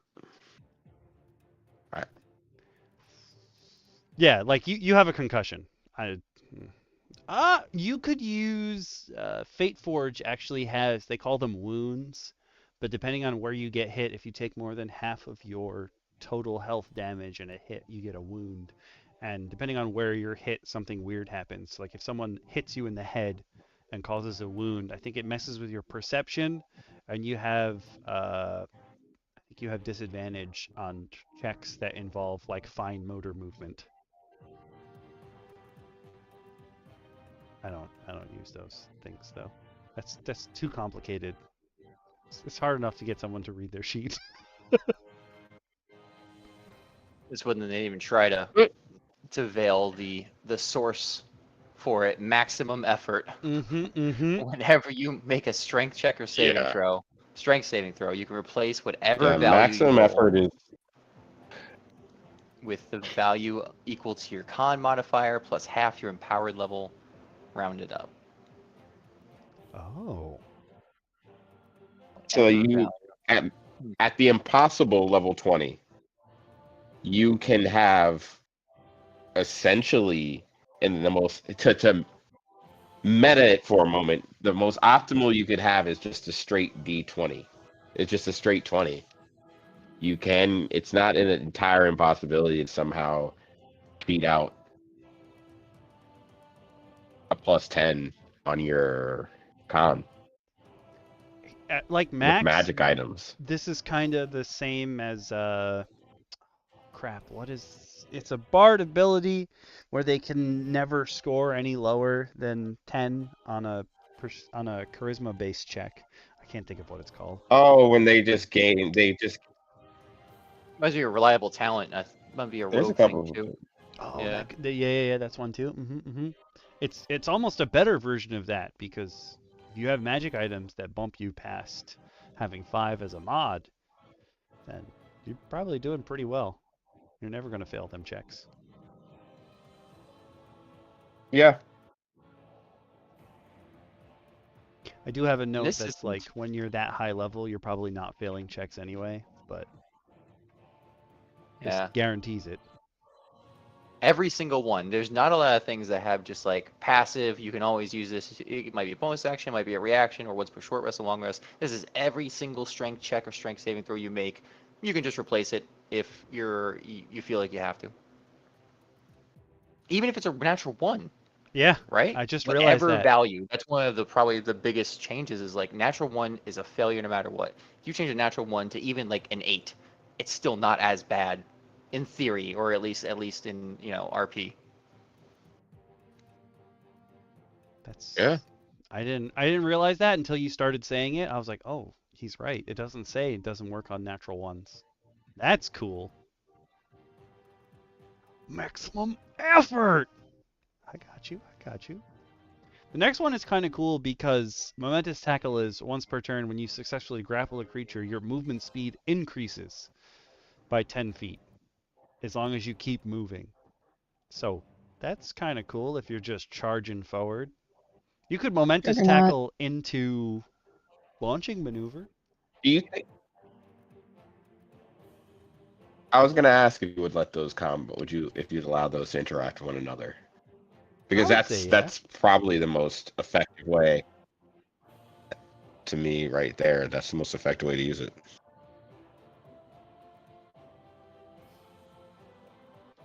I wouldn't mind creating a campaign around this. To answer your question. In my current game, I would be intrigued to create a superheroes campaign. Not. It really does have its own kind of feel that the world around it and the embodiment, the biological nature of the class and the powers. It doesn't need high fantasy. It really doesn't. It could be a modern setting. It could be a space setting. It could be any number of settings. Would I put it in Ravnica or Forgotten Realms? Not easily. Probably not. I think it needs a lot of flavor to go like specifically into Forgotten Realms, it needs a lot of flavor to be like, oh, some gods did an experiment on you, like that kind of thing. Sure. You're also very strong. But compared to other classes, you're very strong. Unless you're a super soldier or a vigilante at high level, then you're probably about as strong as everyone else. Maybe with modification. And honestly, if a player has a really cool idea for a character and they somehow figure out how to make that work within the setting and the lore and everything, sure, I'd probably, you know, with tempered expectations and some mechanical changes along the way. You know, I'm more about the player having fun than the DM having a sacred setting all the time. So with enough changes, I could see it maybe working. Yeah, there's some things that have to be tweaked if you were going to run a character in a campaign that I was running, for sure. I definitely wouldn't go as is. Mistcrawler! You would probably be the underpowered in a campaign of mine. Oh. Really? The other way? Yeah. I think that in my campaign you would have to really earn that kind of status, because you would be kind of weird and you'd have to your character would have to get comfortable with fully utilizing their power without harming people, because you are such an enigma, or maybe you are a fallen demigod. I don't know. I'd play around with it. Thank you for the Twitch follow, Nerdy Sakura. Oh, wait. Evil, are you streaming our stream on Twitch? That's cool. The chain stream? I just realized what you meant. Oh, that's kind of cool. Oh, that means my Twitch notifications are working too. Yes! This is exciting. Oh, that's a whole nother segment, VF. Maybe we can pull something like that together. Thank you, bro. Oh, it's awesome. I definitely, yeah, at some point. Originally what I was worried about, like especially when I did the Patreon thing and I was like, hey, I'll give people access to my music. Like, I was worried that I made a joke that I was worried that if one of the people from my campaign went and looked at my notes, like music-wise, they'd see things related to their characters.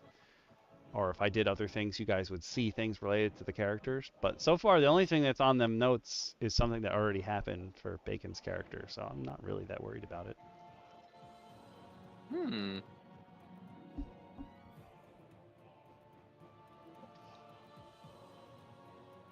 Where were we? Mistcrawler. Oh, that's just fun. You can cast Misty Step without verbal components, and once you use it, you can't use it again until another short rest. I'd use that so much. Yep. I would make sure that whatever player was using this, whenever they used it, they had to scream "BAMF" every time they did it. That's the prerequisite. The Vigilante really, I feel, would bring this home just thematically and probably like usefully. Also, someone counter to the Vigilante, because the Vigilante's big thing is he can silence someone from behind and not allow them to use verbal material or somatic components for a spell. This guy just thinks it and poofs out of the Vigilante's grasp. So this would be a cool player on villain with similar power kind of battle. I didn't even. Oh, that's amazing. I could see that. In my campaign, almost half of the players get an ability similar to this. All different classes, but they all have Bamfy powers that kick in at different levels, and I'm like, battles are gonna get so messed up later on. At least it's not Dimension Door. Well, some of them might be Dimension Door. I just like the idea that Dimension Door, you can be wildly specific about. Like, you walk through the door and now you're at like a 13-degree angle, like stuck out of the side of a rock because that's what you thought of. Like, you could picture that intimately, so that's where you are. Look, Scott, you know, dimension door. You're one of the characters that gets this ability. Uh-huh.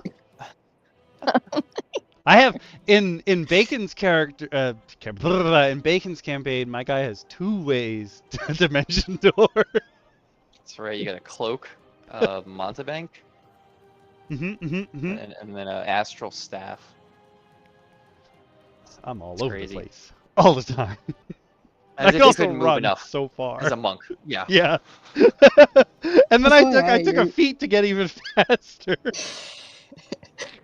I'm not going to let you use that until your character comes to terms with bouncing in and out of the portals, just FYI, because that is technically how you do that when you get to that level. I hate portals. In my campaign, Scott plays a Horizon Walker who has this deep-seated loathing of interdimensional portals, except one of his abilities is the ability to, like, Misty Step basically using portals. So like a begrudging Witcher, I hate portals. Pretty much, yeah. And I'm like, Hello. you're not getting that ability until you come around it.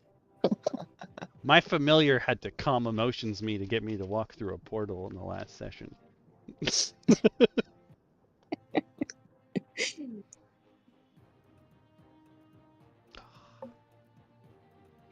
I will say that for night vision, you can see normally in darkness, both magical and non-magical, which is kind of cool. I would make it so, like, if you were a conduit and you had night vision, it would be, you would see in shades of whatever color like your element is. That's how I would flavor it. That would be super cool. And like your eyes would glow that color. It's a Devil Sight, right? Basically. That could be fun. Same thing as Devil Sight, yeah. Yeah. I feel like Orbital Toss should do more damage. 100% agree. This is a wall text. If you're grappling a creature smaller, of your size or smaller, you can use a bonus action to throw that creature 30 feet in any direction. If that creature impacts an obstacle, they stop moving. They're knocked prone. They have to succeed on a con save against your power save DC or be stunned until the end of your next turn. And if that creature isn't on solid surface or liquid, they can support it by end the movement, falls, takes damage, landing prone. You can use this power once per short rest. Okay, so just like a huge stunning throw against a solid object is what I'm reading. It's another one where he doesn't specifically say that you'll take damage,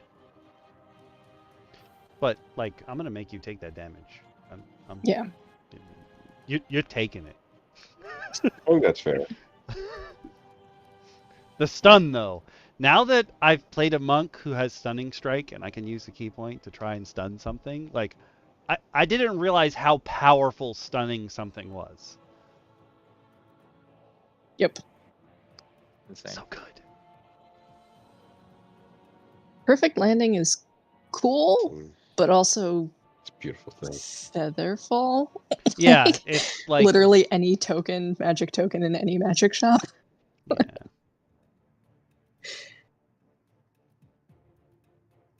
Use reaction to reduce fall damage by an amount equal to 5 times your level, class, and power level. Yeah, sure, why not? This is one of those things that, like, I would just give this to a player. Like, if they survived a humongous fall, Yeah, or like a monk or a rogue, I'd be like, you just know how to land. Yeah. Like Hulk, right? Like if you jump 30 feet, you know, he's not going to take the damage every time he hits the ground. no.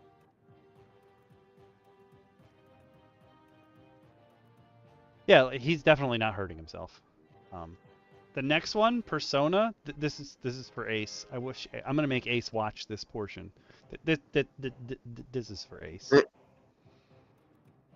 You can choose one of the 4. Detective, you get proficiency in investigation and perception. Dramatic, you can cast thaumaturgy and you gain proficiency in performance.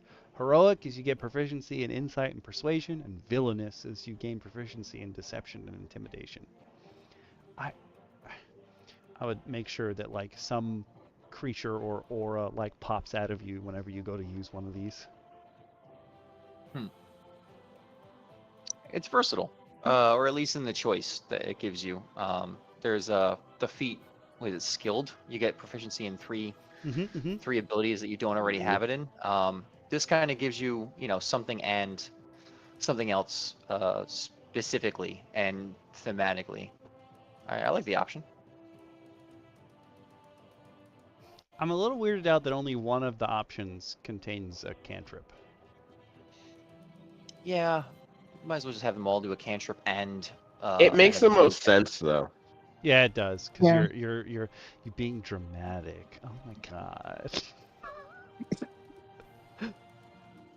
Well, maybe villainous would have. Plot armor. Sorry. Plot armor. 9th level. When you're reduced to 0, you can drop to 1 instead. Jesus. They actually called it plot armor. Yep. That's great. What armor are you wearing? Plot armor. I will give all of my players this.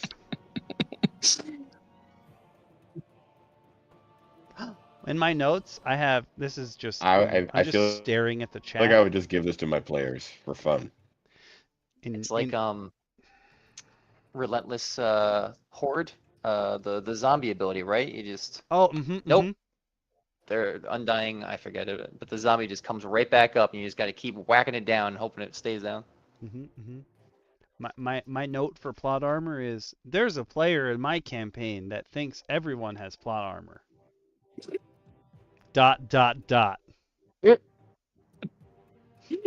As I stare at the chat. They don't. You can die. I mean, to be fair, he has resigned his fate a couple of times and started outright making the backup character true. while we're still in the battle. And he's not even dead. He's just maybe downed or in a bad place. We love you, Grim. Those are the moments that'll stay with us forever. We're gonna be in the nursing homes together and be like, remember that time Grimalkin went down and then yelled to make a new character? What did he have to do?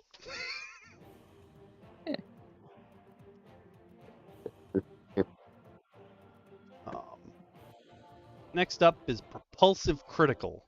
When you score a critical hit with an unarmed strike using strength, you can push that target back 10 feet. And you knock them prone if they're no more than one size larger than you. What up? I feel again like I wouldn't give this to someone because scoring a critical is a 5% chance. Like, I wouldn't make you waste a thing. But if you happen to get a crit, I might give this to you plus the damage. Like, just make it happen. Yeah. Yeah. I mean, if you have a crit build, like there's items in your game that reduce the amount it takes to get a crit, I wouldn't just bank on that 5% every time and actually doing something cool. I'm not that much of a gambler. I feel like that like you had said before, the 5% chance is not enough to make me want to take it. No. All right.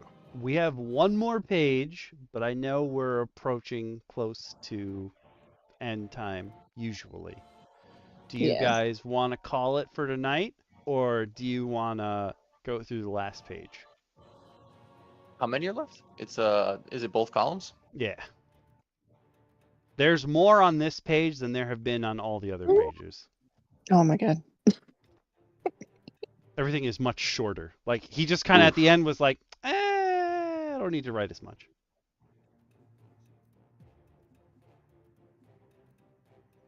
We could do like a speed round. Let's go. I have to go to bed. Yeah, I'm down for a speed round. One or the other. Down with that? Let's get it done.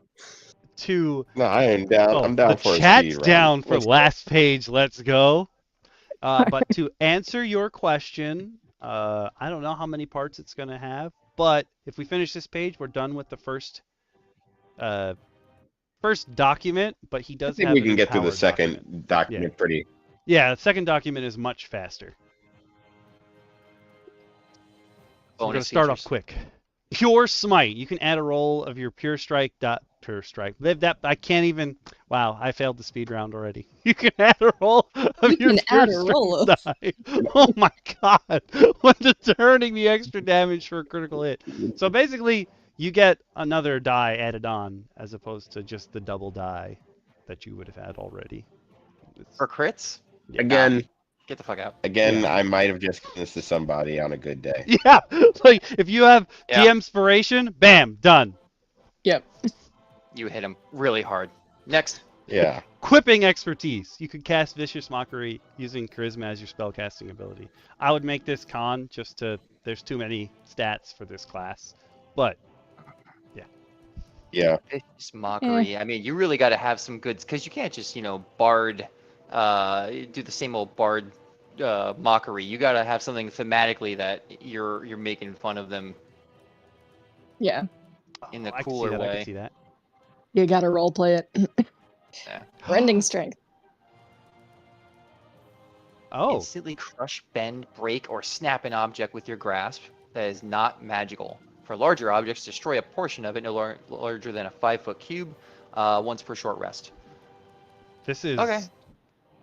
strange, but I feel very situational. An action to break shit? Yes. Huh. I mean, it's basically just I think I just Like, you let can- you use an action to break shit. yeah. You can, like just roll to attack. You're done. Like that's already an action. Oh yeah. Once per short rest. It's. I'd rather have an action surge. Secret Yeah. identity. You've created Create an an alter alter ego. ego. That We includes- all read it at the same time.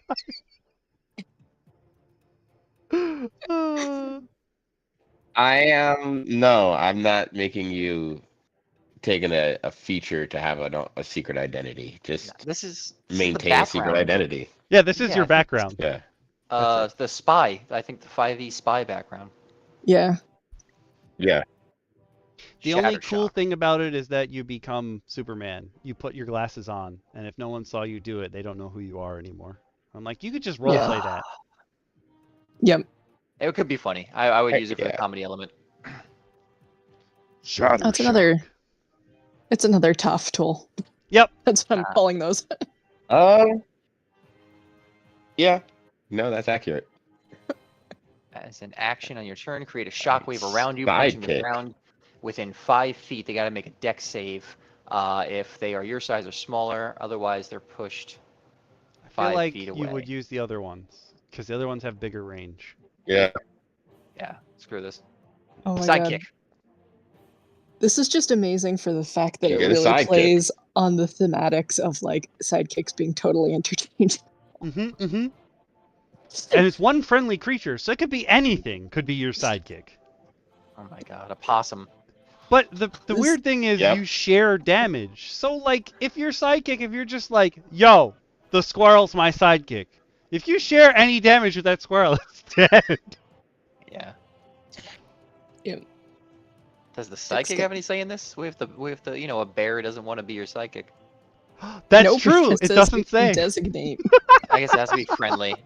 I don't know. This is a weird one. No, Oh my you God. don't get a So- choice. You're mine now. So you charm an enemy, and then you designate them your sidekick so that they share damage with you. Good combo. Mm. I Alright. like that. Thick skin. Whenever you're subjected to an effect that allows you to make a dex save to take only half damage, you can make a strength saving throw instead. Give it to the Titan. Just give it to the Titan. Yeah. Eh. You strong boy. Yeah. You block with buddy. Pretty much. Hand Enough it to the said. Titan. Timeless body. For every 10 years that pass, your body ages by only 1 year. You're also immune to disease and poison. Unless you're But playing like a real long game, does this even matter? Yeah, no. No, this is like one of those. This is almost like totally lifted from one of the monk abilities. It Yeah. is. Or the arch druid, I think eventually Yep, capstone yep. level 20, they just Yeah. Yeah. barely age. That's Yep. nice. Not in my campaign. They're not gonna make it to that ripe old age of 1,000. You don't even have druids. Alright, tireless. Tireless. Whenever you finish a short rest, your exhaustion level, if any, is decreased by 1. That's a cool. No. No, you don't like that? Like how many levels of No. exhaustion do you usually actually give your players?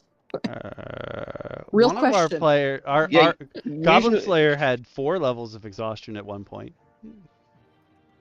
And here's the thing: if Unheard you have a of. level of exhaustion, it's likely your other party members have a level of exhaustion for the same reason, and you're just you don't have disadvantage, so now you're just leading the party. I don't know. This isn't impressive. That happened to us like 2 sessions ago, actually. That's true. Yeah, doesn't work for me. Translucent. When you're in an area of dim light or darkness, you can use your action to become invisible. Until you move or take an action, so you're just standing still. That's called a stealth check. Yeah. I was like, wow, you're just still? You can't move? At least if they said until you take another action. Sadly underwhelming. Whack. Sadly Unbreakable. This is the most Pathfinder shit I've ever seen in my life. Bludgeoning, piercing, and slashing damage from non-magical attacks is reduced by 3. I can't say that. Some Pathfinder shit. Still waiting for it to catch up. Pointless. It's just pointless, really. Reduced by 3 at 13th level? Got it. Unstoppable forces, you can use an action to concentrate on this power. For 1 minute while you maintain concentration, your movement speed cannot be reduced below 5 feet unless you're incapacitated or killed. Once per turn while using this power, you can push a creature 5 feet away from you just by walking into them if they are no more than 1 size larger than you. Once you use this power, you can't use it again until you finish a short or long rest. Juggernaut. Yeah. I'm the Juggernaut! Yeah. If you had a straight line to run in and there was lava on both sides and you were just like amazing. Other than that, Yeah, it's real specific. The speed demon, though, his ability to move around and hit people while just moving, this could be a nice combo with the speed demon. That would fit well with the speed demon. If you use this, and then the next turn you went and did that time stop thing where you just push everyone, just like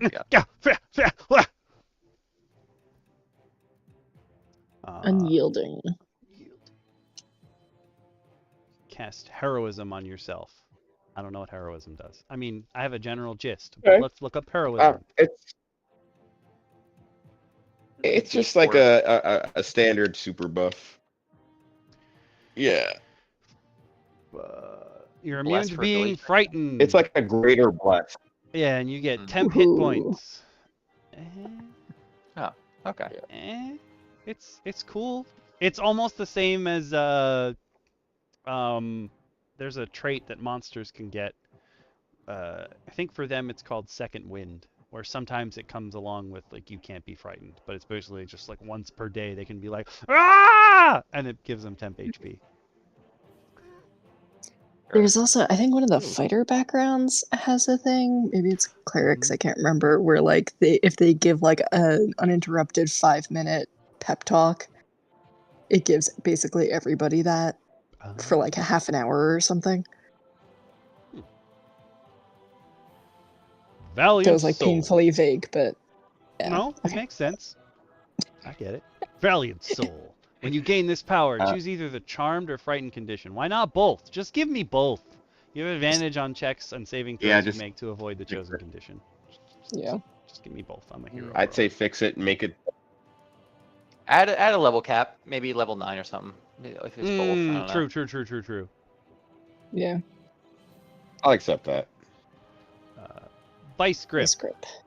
Grappling creatures that are your size or smaller no longer reduce your movement speed. That's true. Before they had one where when you were grappling people you get 10 extra feet of movement, but because when you're grappling someone you move slower, it's actually only 5 feet. So like if you're doing one of the guys that's going to pick people up by their face, Vice grip is the one for you.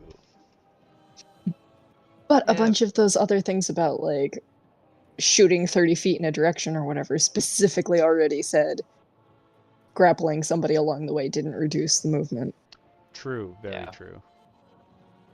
Oh, this is probably for Vigilante. When you have someone in the chokehold so they can't cast spells and you're pulling them further into the darkness. I didn't think of that. You are correct. Yeah. Fair. I love that the next one is called Violence. Whenever you roll for initiative, you get temp HP Violence, equal to half your level. I think I would just give it to people when they wanted to be extra violent. I think I would just be like, yo, this is really hilarious to me. You guys get some extra temp HP for wanting to just throw elbows with everything in here. But I wouldn't make them pick it as a feat. That's just, you're the only one who wants, I mean, I guess you're the only one who wants to get violent. A little weaker for me. Like story like beats half. wise. Also, yes, you're gonna say half seems like too little. Yeah, like Yeah. by the time that's a decent amount, it's going to be nothing compared to your HP anyway. Yeah, I agree. I would give them all of their empowered levels in temp Yeah. HP. But I also feel like story beats wise, if you just met the guy who like caused your family to die, and you're Yep. a martial class, I would just give you violence. Oh, yeah. Yep. He chose violence. Definitely Whisper can choose rumor. violence here. Cast command is a first level spell using charisma. Screw that. We're going to say con. Cast command is a first level spell using con. Once per short rest. So I heard a whisper kind of idea. That's fine. Umbrella Academy. Yep. Or I heard a rumor. Now I heard a whisper. Okay. Yeah. Maybe. Another one Wild with Leap. weird jump This stuff. is so... Yeah. Wild Leap. You only need to run Give 5 it to him. feet to make a high jump or running jump. No, I mean, just roll for it, bro. Tell me how you extend your quads. I don't know. I'm not making you write this down. No. And add your con. I like that. Add your. Oh, no. But yeah, that's a lot of math. Just you get there. Just jump. Well, then, Yeah. God. Woven Claw. That wasn't Woven part Claw, of obviously, the one that used you Wolverine. turn Canadian. Yep, you just turn Canadian. You can just extend or turn retract Canadian. claws as a bonus action. But you deal slashing damage with your unarmed strikes now, and you have a +2 bonus to damage rolls. So they're magical. They're not biological. But also, that's like weaker than Tabaxi claws, Yep. which are just normal cat's claws. You get a free plaid shirt when you take the feat. And a love of molten blue. My only note for this is: are you still technically unarmed if claws come out of your skin? Yeah. And then X-ray vision. Because it had to be there. Yeah, it had to be. There's no way they were going to leave that one out. You can see through things. Yeah, pair this with your laser vision, and yeah, you could see through your laser eyes. There you go. you get a rail gun. You can fire through. You get a rail gun. You can literally fire through walls and take people out, special forces style. I'll allow it for a minute. Yeah. In the latest Fantastic Four comics, there was an invisible asteroid belt, whatever, that was coming down to Earth, and Fantastic Four were like, how are we going to stop them? We can't even see them. And Johnny Storm made a flame construct. The Invisible Woman put it inside of her, like, invisible bubbles and stuff to refract the light, and she gave them both, like, nuclear laser eyes. And she was like, don't look at anything but asteroids or we're all dead.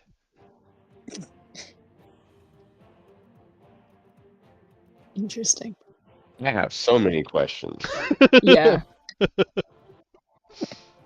But we're done with the empowered first document. We don't really care about the changelog because it's all over. So that means we did it. Group, we're going to go through the empowered extras, which has a few more subclasses, and then at the bottom are astounding powers that are specifically locked to certain subclasses, so certain power manifestations. But it's much smaller than this document. I mean, this document's not that long, but we made it long. Yeah, it's a good chat. We did.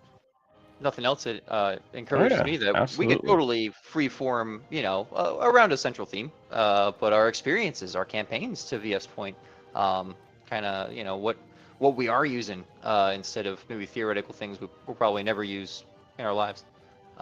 Just different. banging around some ideas.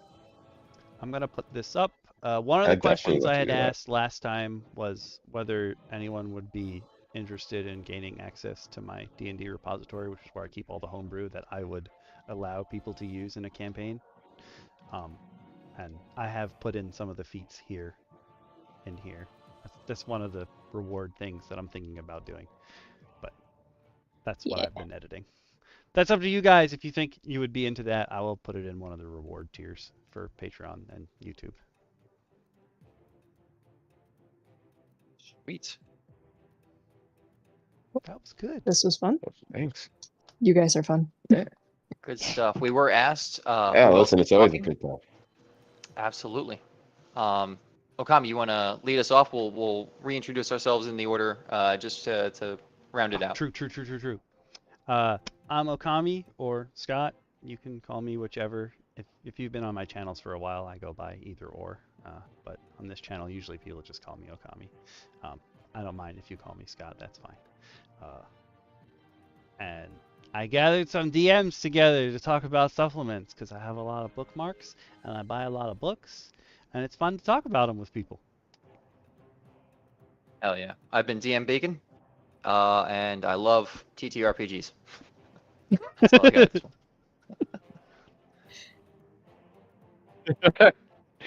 I'm DM Shin, and I too have an addiction to dice and TTRPGs, and getting to chat with my fellow DMs about everything from theory and in between. Definitely been fun to join you guys again. Yeah. I'm DM Lacara, and I like reading rules and then breaking them apart. Oh, that's a good one.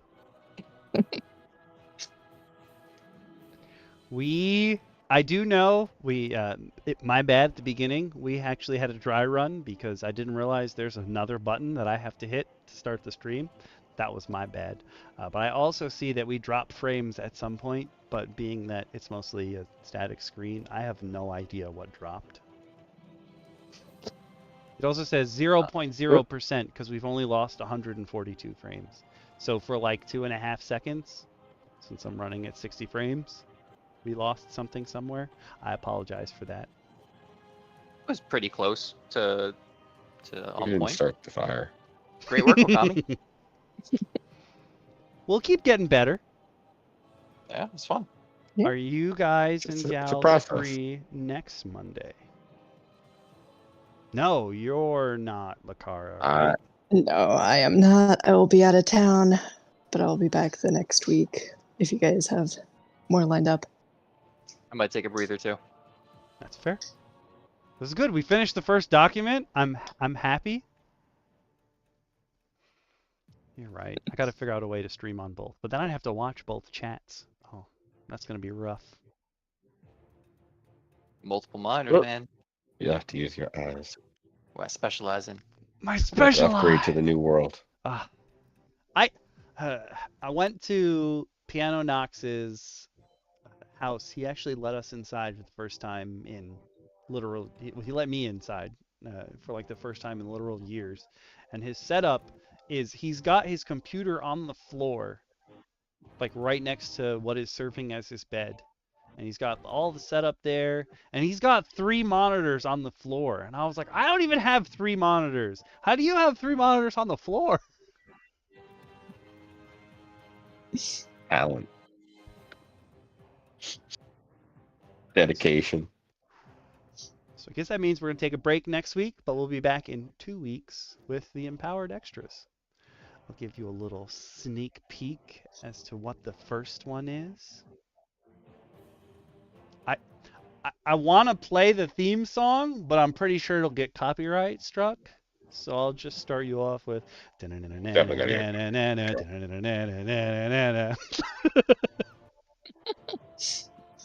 Except it's not the kind of mutants you're thinking of, which also confused the hell out of me. But yes. Thank you guys for tuning in. Mutant-esque. It's mutant-esque. It's closer to what I would consider a Simic hybrid than like your X-Men fare. But yes. All right. Thank you for tuning in, and we will see you guys and gals again in 2 weeks. See you in a few weeks. Bye. Peace, RPG fam. Hi, Bye. everybody.